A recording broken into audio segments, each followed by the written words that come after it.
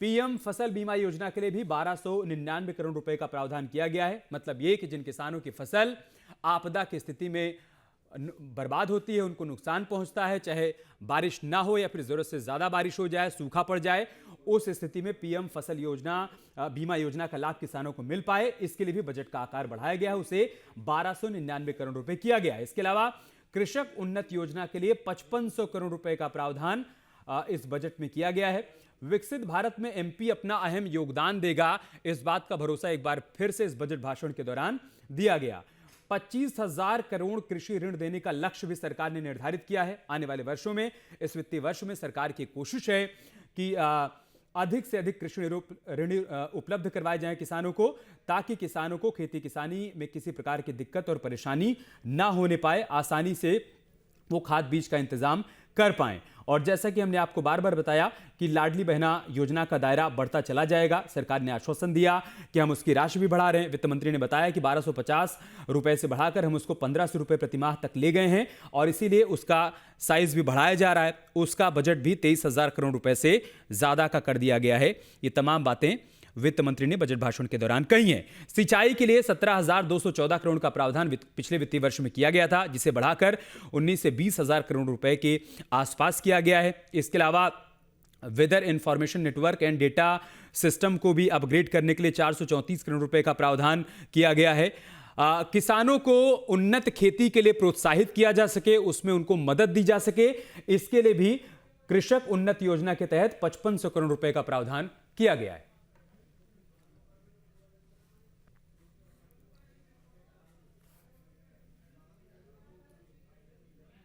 मुझे सदन को अवगत कराते हुए प्रसन्नता है कि 2026 का वर्ष किसान कल्याण वर्ष के रूप में कृषि एवं किसानों के समग्र कल्याण के लिए समर्पित रहेगा। हमें पूरा विश्वास है कि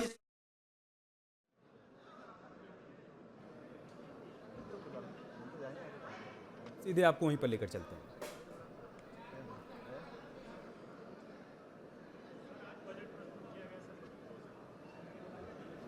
आज हमारी सरकार द्वारा यशस्वी प्रधानमंत्री के नेतृत्व में जिस प्रकार से देश आगे बढ़ रहा है, मध्य प्रदेश भी लगातार हर एक क्षेत्र में अपने आकार के साथ साथ विकास के पर्याप्त धनराशि रखते हुए लगातार आगे बढ़ने के संकल्प की तरफ बढ़ रहा है।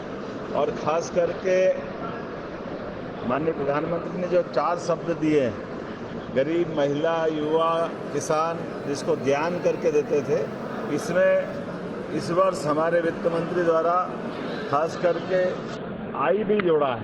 तो ज्ञान से ज्ञानी के मार्ग पर है। I for industry, I for infrastructure, जिसके लिए पर्याप्त रूप से हमारी सरकार ने प्रबंधन किए।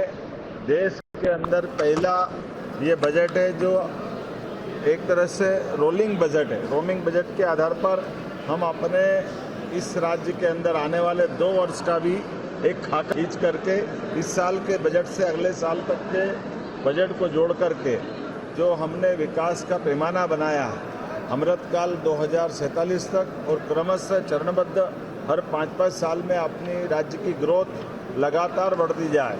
इसी सिलसिले में बजट 2026-27 का आज का बजट जो विनियोग 4,38,317 करोड़ का है, जिसमें 2026-27 में राज्य का सकल घरेलू उत्पाद 18,48,274 करोड़ का अनुमानित है।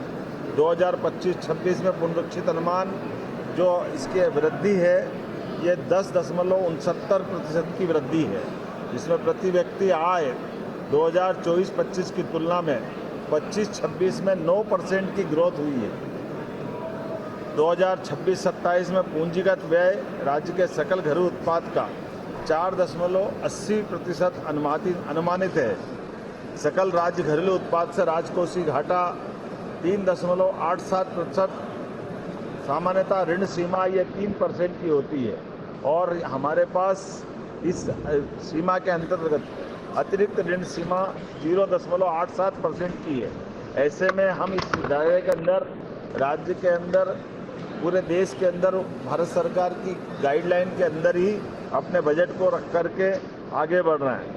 ये वर्ष 2026 हमने किसान कल्याण वर्ष के नाते से घोषित किया है। इस नाते से उत्पादन और उत्पादकता के लिए 28,158 करोड़ रुपया, आदान व्यवस्था हेतु 64,995 करोड़ रुपया, उपज के बेहतर मूल्य दिलाने के लिए 8,091 करोड़ रुपया, सुरक्षा चक्र विभिन्न प्रकार के फसल के बीमों के लिए 13,769 करोड़, कुल जमा इस किसान कल्याण वर्ष में कृषि वर्ष के लिए अन्य वित्तीय संसाधन सहित 1,15,013 करोड़ रुपए की धनराशि का प्रबंधन किया है। बहुआयामी गरीबी सूचकांक बजट में राज्य की एक अभिनव और दूरदर्शी पहल है। पूंजीगत व्यय वित्तीय वर्ष 2023-24 में और 24-25 में 25-26 में 30% की ग्रोथ से हमारा राज्य आगे बढ़ रहा है। ये अपने आप में एक बड़ी उपलब्धि है।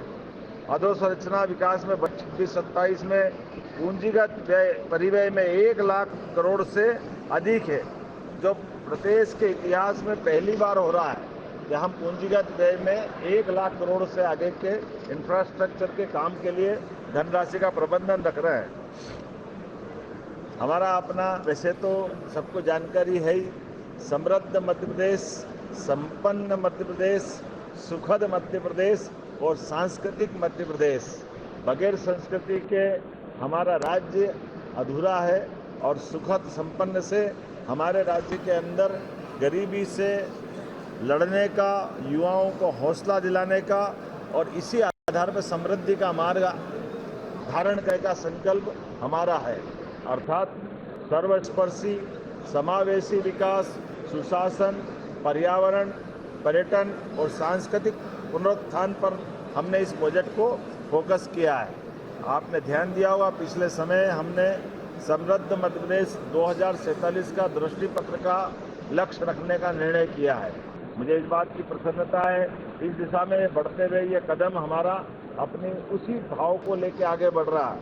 इस आधार पर जब हमारे छोटे छोटे गांवों तक सड़क पहुंची है, अब आगे बढ़ कर के मजरे टोले तक भी हम सड़क ले जाने वाले हैं। इसके लिए 21,630 करोड़ रुपए की धनराशि का प्रबंध रखा है और इसी आधार पर 2026-27 के लिए 800 करोड़ रुपए का हमने इसमें प्रावधान किया है। 4,572 करोड़ के जो विभिन्न क्षतिग्रस्त पुल पुलियाँ हैं, इनके लिए भी और पुनर्निर्माण के लिए भी हमने समावेशी सब प्रकार के विकास के ऊपर ध्यान दिया है। यही कारण है कि लगभग 900 करोड़ के पुल पुलिया और पुनर्निर्माण के लिए 900 करोड़ की राशि का प्रावधान इस बजट में किया गया है। सिंहस्थ महापर्व को लेकर 13,891 करोड़ रुपए की राशि रखी गई है और 2026-27 में, क्योंकि सिंहस्थ तो 13,891 करोड़ रुपए की राशि